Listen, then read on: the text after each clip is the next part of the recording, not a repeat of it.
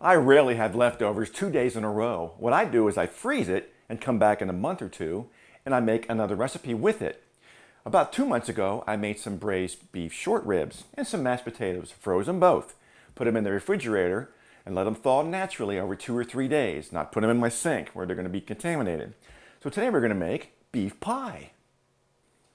And we're going to make sure we remove those beef bones from our beef as we stir it in our pot to kind of warm it up on a very slow simmer. You may have to add a little bit of water or maybe even a little red wine to it to help reconstitute it to get it to the consistency you like. Now for the mashed potatoes, we did add about a 1/4 cup of some water. Then we're going to add some grated parmesan cheese, some dried chives, and some provolone cheese. We're going to get this all melted together.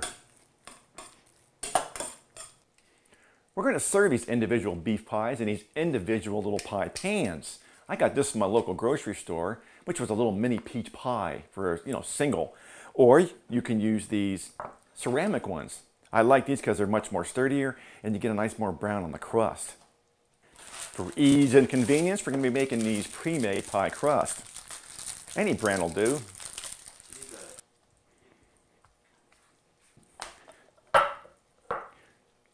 We'll place it in the pie pan and just tear off any excess around the edge.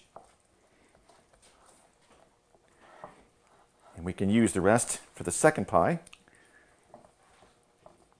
I'm going to poke about 3 or 4 pokes in here with a fork, and we're going to bake this at 350 degrees for about 15 minutes, just to give it a little browning. Now it's important that we brown off this crust first because the ingredients are already hot. We're just going to finish it off in the broiler. So now we got our crust ready. We're going to add our warmed up leftover beef here. And we'll top it with our mashed potatoes with the provolone and parmesan cheese and chives. We're going to brush it with a little scrambled egg on top.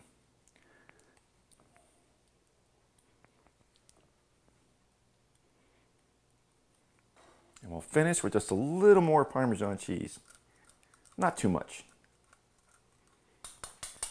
Now we're going to get this under our broiler for about 4 to 5 minutes to make a nice crust.